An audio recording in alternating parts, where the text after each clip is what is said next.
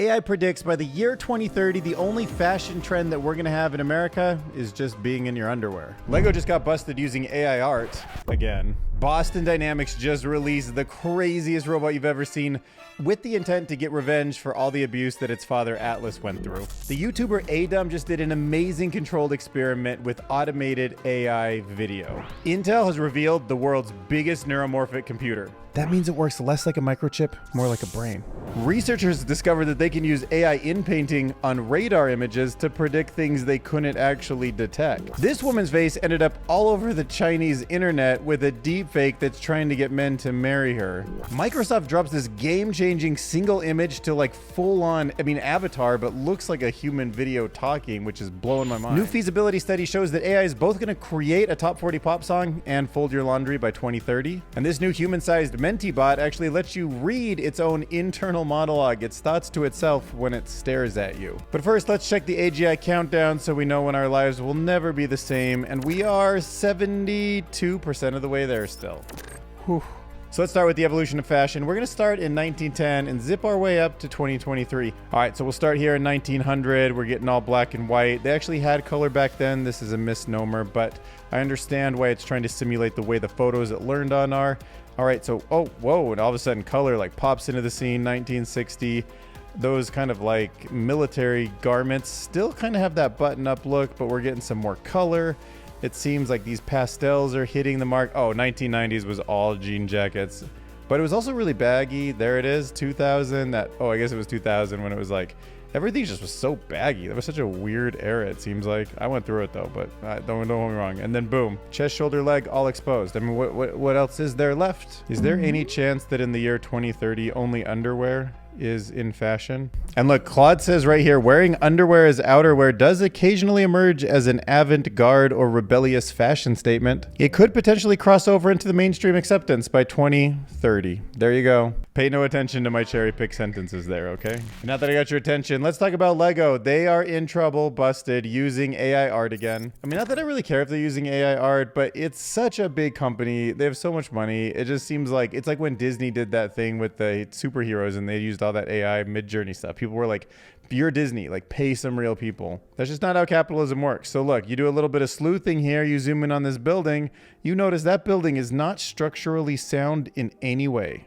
It's very much an AI building. That is very much a weird AI tree. And at first I thought this was really a Lego guy, but if you look close at the icons on his shirt, you'd kind of think, oh, that's some like AI nonsense. So I don't want to see Lewis Hamilton's signature on there unless he built the prompt, you know what I mean?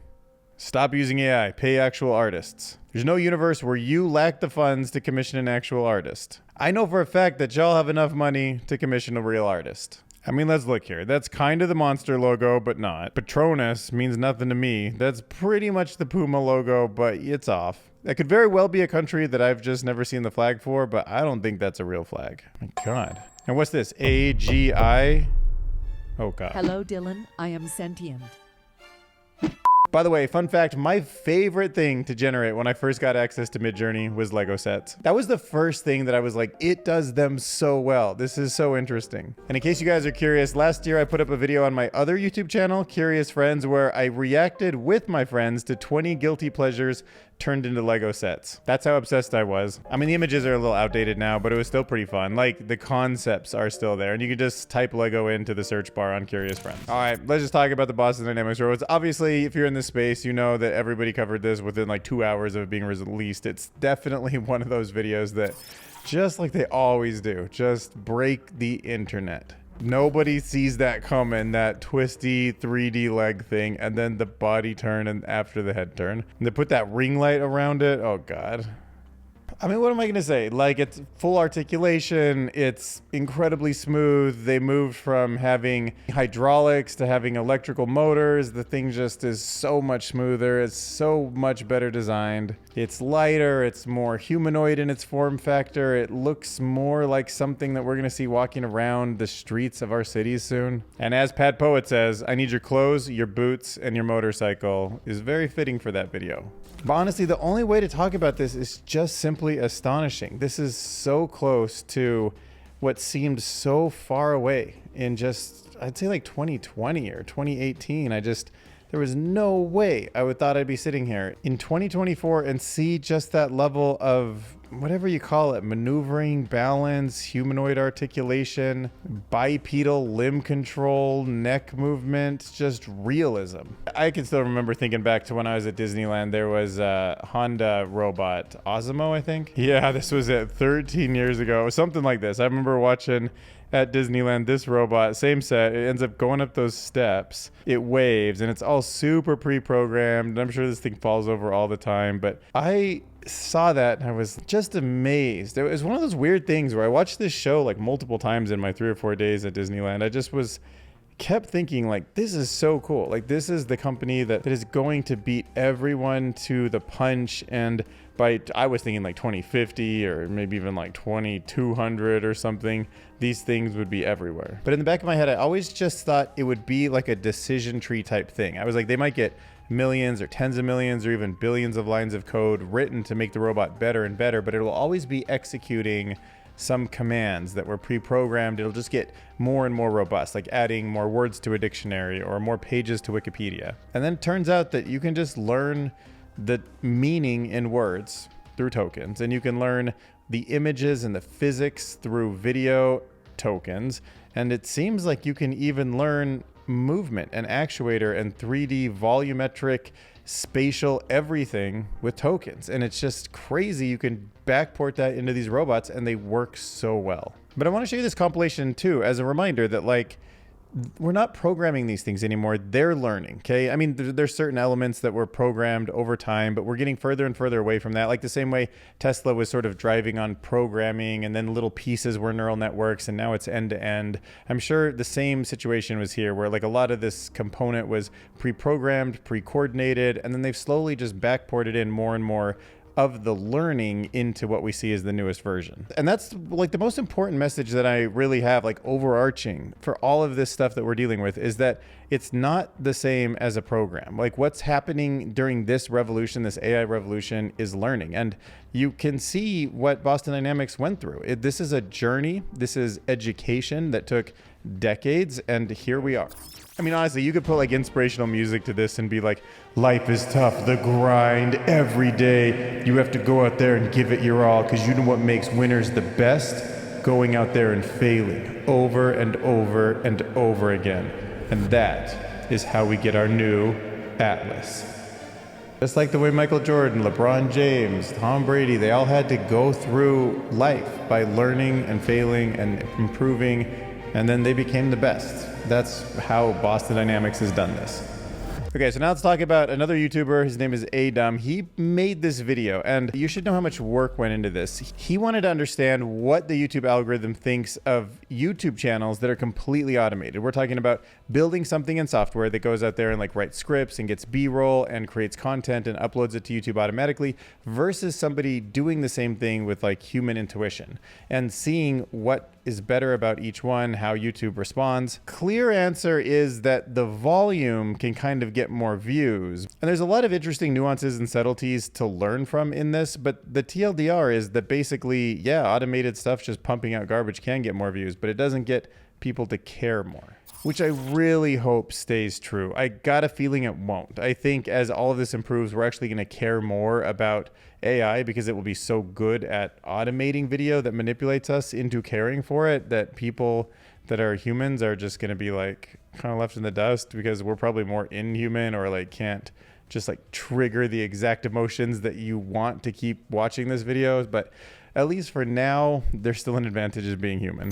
And that advantage is the human brain, which Intel is now trying to harness for profits. And look, I don't blame him. If I was Intel, I'd have to try to compete with Grok and with NVIDIA. And you might want to try taking the leap and investing today in neuromorphic computing. And that means the chips are totally different in design. They're built the same way the brain is, to actually kind of think about action potentials and be pounded in three-dimensional space, and it's a whole different design. So from the article, it says that while a regular computer uses its processor to carry out operations and store data in a separate memory, a neuromorphic device uses artificial neurons, right? Just like our head, an action potential is weighted and then it shoots off, and it's got neighbors that it can either strongly or weakly connect to that give it all of its meaning, both to store and compute, just the same way that our brains do. And the advantage is that this removes the need to shuttle data back and forth between components, and that can be the bottleneck for current computers. So in theory, this can run a lot faster. But for this to become a reality, and it certainly probably can and will, there's another component that Intel has to tackle the same way NVIDIA did,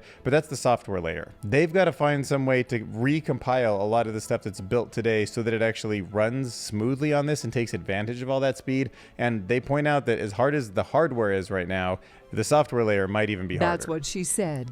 So hopefully Intel takes all that government money we're giving them and like builds out all the software, or at least AI agents maybe build the software on top of it, or however that works. Let's talk about images for a second. Now, in painting, if you don't know what it is, means that you can take an image, you can basically take a piece of it that you think is wrong. So like say a photo that has like a dog in it, but you don't want a dog in it, you want a cat in it. You can in paint in a very like rough way. Like this is not an exact science. It's not rotoscoping. It's not like trimming and cutting. Just like put a big blob over the dog and say, turn this into a cat.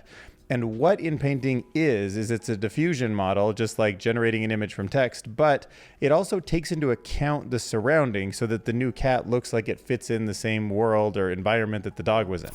Right, and that's really cool for creatives. But one of the most interesting use cases I've ever seen it done for is a special convolutional neural network, a special type of neural network that can do in painting, was actually applied to radar images. So think about this. You've seen like the beep, beep, beep in like all the submarine movies where radar is going out and some of it's reflected back, but it doesn't tell you everything.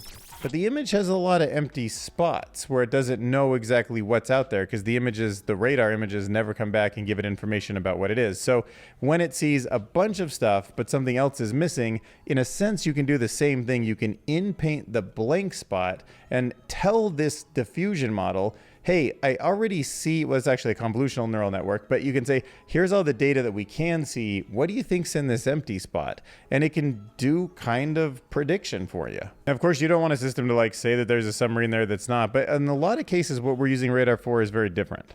A lot of times this is used by like airplanes or things that are high up to look down onto cities and agriculture, and sometimes up at the sky to predict weather patterns. And in these cases, that data is then getting fed into models trying to make predictions about, say, the weather, for example, but those gaps are really confusing it and it doesn't know how to handle that. So having that sort of in-painted through these convolutional neural networks, the convolutional neural networks fill in these gaps, they put it into these other systems to make predictions, and the predictions get better, which is just like one of those novel things that I hadn't thought about until I was researching the news today. Next up, let's talk about this article. Mass-produced Russian beauties are harvesting Chinese dads. All right, so this is Olga Loiek, probably is how you say her last name, and she put out this video called Somebody Cloned Me in China. She has my voice, my face, and she speaks fluent Mandarin. I was shocked. I kept checking the links, terrified to realize that there's not one, but an army of my clones. Right, and then she finds all these people that are being cloned over there, and they say things in Mandarin like, oh, I just love China, I want to live here forever, and everything's so perfect, and all these things that, like, who's making these videos? China and Russia are good neighbors. China-Russia friendship lasts forever. And then she proceeds to advertise her Russian candies, and you can actually go here and you can buy the candies that she's advertising. My guess is just random people are doing it, but the algorithm somehow like rewarding it, so it just gets proliferated, maybe more so than like some planned out thing by the government. But maybe, who knows why or how, but it's just happening. And what kind of jurisdiction do we have across the whole world, especially on other social media networks that aren't even in our own country? Like whatever country you're in, like other countries might be doing it, and like they probably don't care. Their copyrights probably don't care. Their laws probably don't care. Maybe if you're lucky they do, but a lot of times this is gonna get crazy.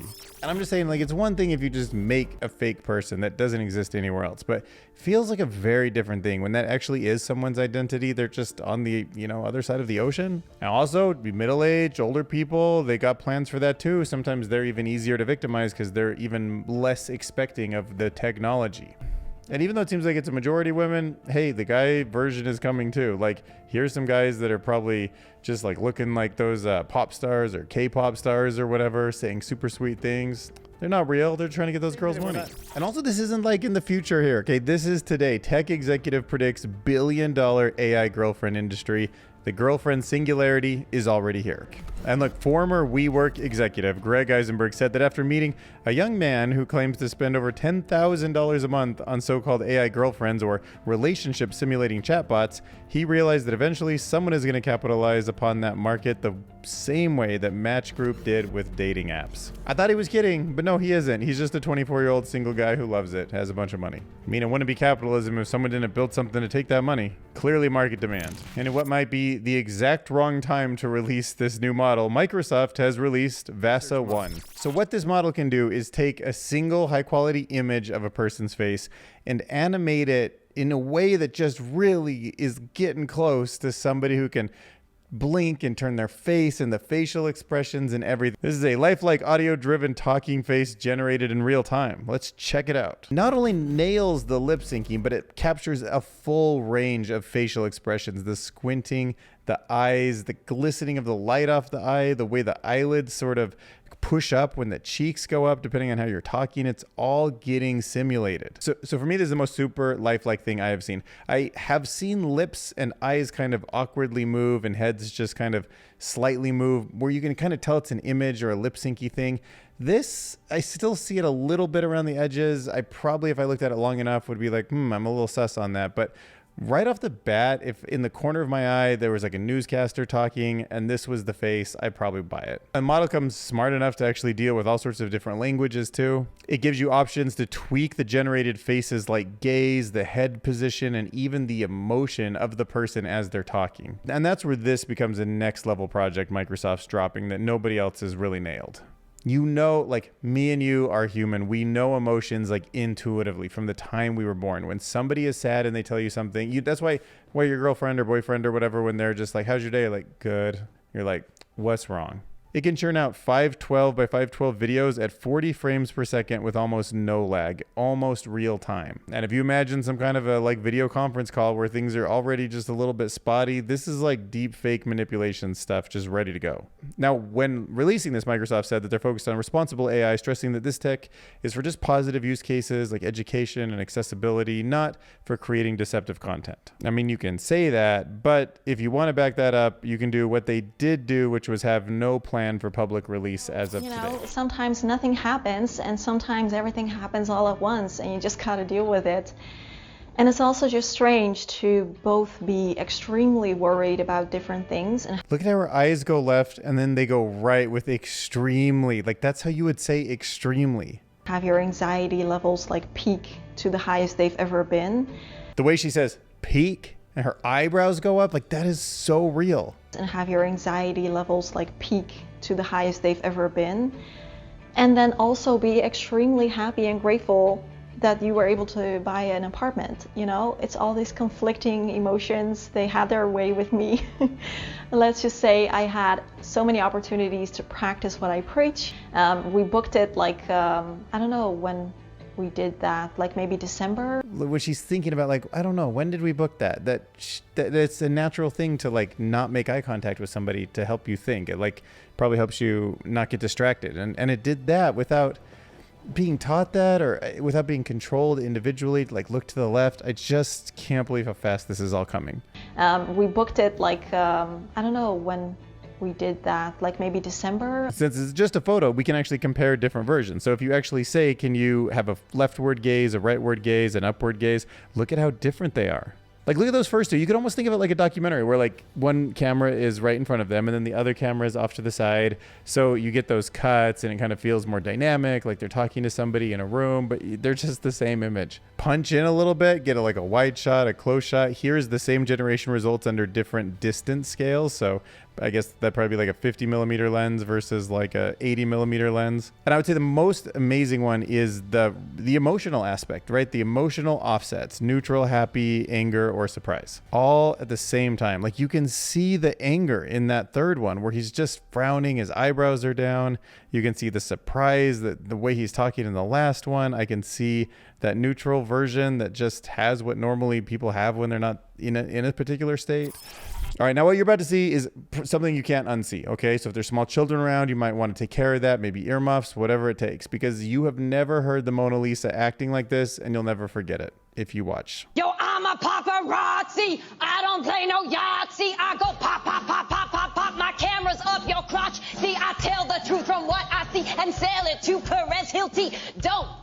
Scuzzy, making money, that's my job, celeb photography. What? Hell no, I'm not needy. I'm legit, not stalkerati. This is the future of short form everything. The original paper is called Thousands of AI Authors on the Future of AI. All right, so this study comes from 2,778 AI researchers. So these are people that are in the field. They should have better predictions than regular people because they know the most about how the industry's evolved. They're experts in it.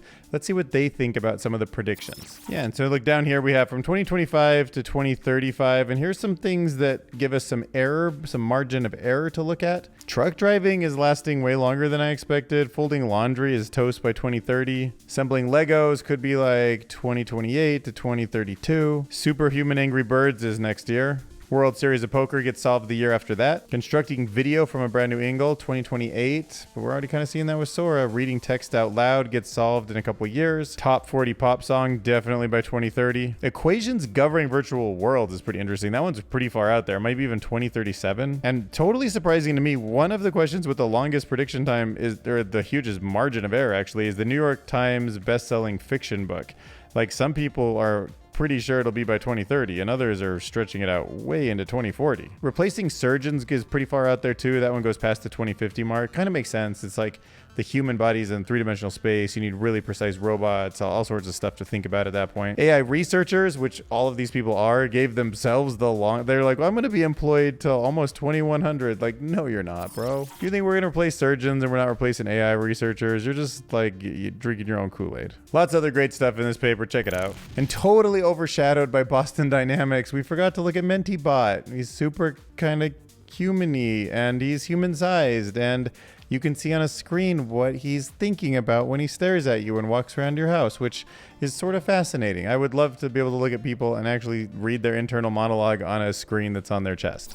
All right, so here he goes, looking super humanoid in a weird way. He's got a really interesting walk. His gait is very human-like, and I can kind of see him walking around a house, surprisingly. I wonder if this was simulated and then it's transfer learning once it learned how to walk like that, or if it was just trial and error. It definitely was more human in its walk than anything else I've seen. She asks Menteebot to pick up the fruit and put it in the container. And you can see the internal monologue here is to understand that there's two pieces of fruit and that there's a container and that they have these positions mapped. And then he thinks to himself, like, I have detected two fruits and a container. Now I will place them in that container. And thinks to himself, I am holding the container. Now I need to locate the kitchen counter and navigate to it. So like the map pops up and he's like, okay, let me look at my map of the building and then let me go find the kitchen counter. It's just so interesting how it's like high level thoughts, but then low level, it's just doing it just like us. Like we're in our own head, like I need to go to the kitchen, and then you just start walking, but that all happens kind of under your conscious experience. I've reached the counter. Now I need to place the container on it. He gets his thank you and he's happy. I assume that he pleased his human leader or guide or whatever you want to say about her. All right, now let's talk about this paper, Dynamic Typography, bringing text to life via video diffusion. Okay, now I just think stuff like this is cool. So the goal here is to take the image of a camel and make the words correctly, which has already kind of been a struggle for a lot of these models, and then integrate the camel into the word, right? It needs the physical camel to be integrated in the words, like a cool logo that like works it in. So here you have telescope, where a telescope kind of like works its way into the letter P, and then camel, where the camel becomes the M in camel.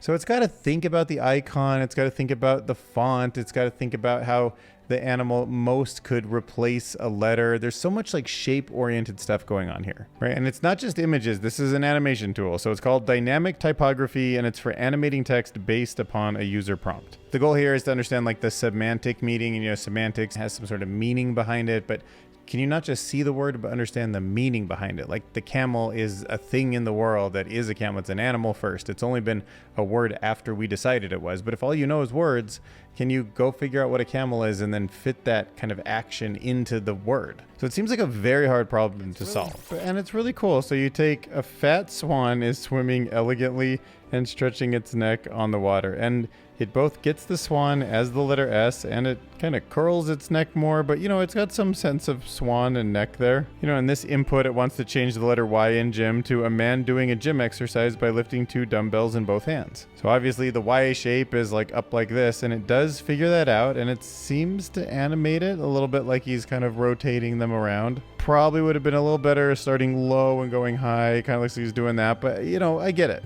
Replacing the R in bullfighter as he holds the corners of a red cape in both hands and waves it. Replacing a K with a knight draws his sword, pointing it forward, ready for battle. It knows the K has sort of the back here and the arm and the leg in that position, which it does, right? So now we'll go to the big Chinese tech conglomerate called Tencent, which released some research from inside their team called InstantMesh. It is efficient 3D mesh generation from a single image with sparse view, large reconstruction models. And basically it's just one of the best image to 3D generators I've ever seen. You can start with an image like this little dragon or this little robot or this chair, and you can get full 3D kind of rotations out of it. I mean, look at how well the flower is spinning, the fire extinguisher is spinning, the roller blades are spinning, the mushroom teapot, whatever. It's not like I know what the flat image is, but I can tell you that if you were to rotate it, that's what it would look like. So the key innovation in this paper is called the InstantMesh framework. It's just basically a 3D diffusion model with their special sauce on it. I mean, it's just blowing my mind. The overview of our InstantMesh framework, given an input image, we first utilize a multi-view diffusion model to synthesize 6 novel views at a fixed camera pose. But those images give it some stuff to work with, and then we feed the generated image multi-view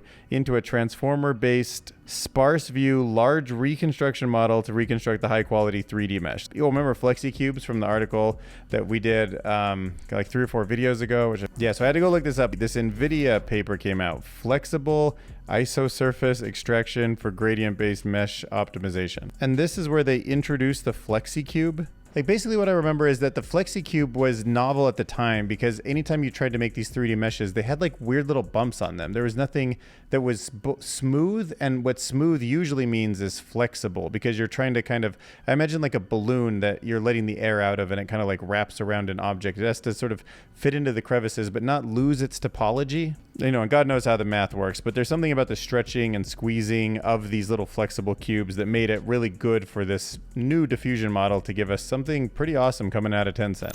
All right, now when it comes time to actually getting these kind of 3D meshes printed out through a 3D printer into the real world, AI's got some cool tricks up its sleeve and some new things we can talk about also. So some researchers at MIT that have partnered along with the US National Institute of Standards, they've actually designed this really cool 3D printer that can automatically tune itself to work with unfamiliar printing materials. So I don't have a lot of experience with 3D printers, but I've seen people use them, and it seems like you get some sort of filament and it comes kind of melted down, something like wax or plastic, and you feed it in through these strings, it kind of melts it and puts it in place. And some machines can have 5 or 6 spools of different materials. It can be smart enough to kind of switch between the two.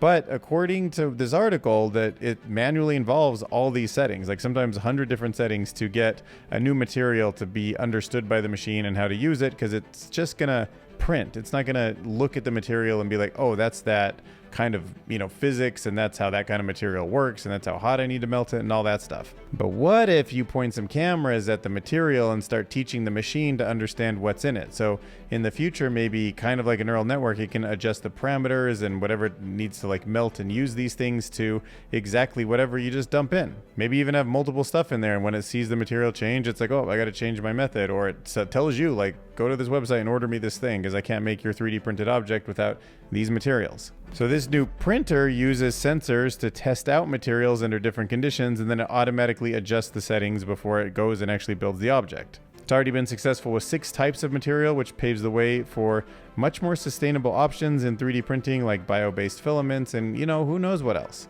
We get our flexi cubes, we get our dynamic typography, and get our 3D camel. Maybe we print out the word camel, but it's actually the camel is in the middle, from our first paper. And then we take all those individual letters, including the camel, which is the M, and then send it to the InstantMesh from Tencent. It does a little flexi cube thing, and then we send it over to the printer, and it figures out whatever material it needs to make that camel, and then boom, we got our camel and words. Just like the word curious behind me, which you really can't see in this frame frame, but I have CURIOUS, like, you know, 3D letters sitting on my bookshelf. If you want to know more about my bookshelf, check out the link in the description below. I did like a 45-minute video on my bookshelf. Okay, so I have some relatively bad news about the last video that we put up. I probably didn't give it a great title or whatever, but it was Udio, which was like the big thing a few days ago. Udio AI comedian spits D's jokes, and I tried actually putting the date that it was launched, actually it was the date that I recorded it, in there 2 days before I launched, and then the word news, hoping that might give it like a little bit more of a, like the algorithm might think, oh, like push this to people because it's relevant. Maybe that was a mistake. So you can see the video took a couple days. It just barely broke over 1,000, which it's okay. You know, made $11. The retention after a minute was surprisingly high. So I was really pleased with that. Okay, so I started getting a bit of a drop off when I showed the example that I thought was so impressive, which kind of surprised me. I feel like everybody wanted to hear that stand-up comedy generated by AI more than they wanted to hear me, but that is kind of where people got bored. I think I might have just played it too long also. Maybe I should have just given you guys a sample for like 30 seconds and then like been like, okay, now let me talk about it. I don't know. Probably not the most clickable thumbnail. Also, I met with Tim, who does Theoretically Media this week because he just happens to be in town for NAB. So that was really cool. I got to meet one of my favorite YouTubers. AI YouTubers especially, and he said that when he does like audio related videos, it doesn't do as well either. So maybe it's kind of like AI music just isn't the same as like AI image, AI video, AI, you know, robots. So maybe I shouldn't have led with like a audio thing, but you did watch a little bit longer than usual, 40 seconds more than usual, 8 minutes, 17 seconds. Nobody remixed the video, which I don't blame them, but also if you guys want to remix one of these, it would be super helpful. I feel, please remix this video. With it being music and music kind of being like something like guys and girls seem to like, I thought I might get my first female viewer, but no, we're still all male. Pretty much all United States, pretty much between 25 and 55, pretty much people subscribed. Thanks for watching. See you in the next video.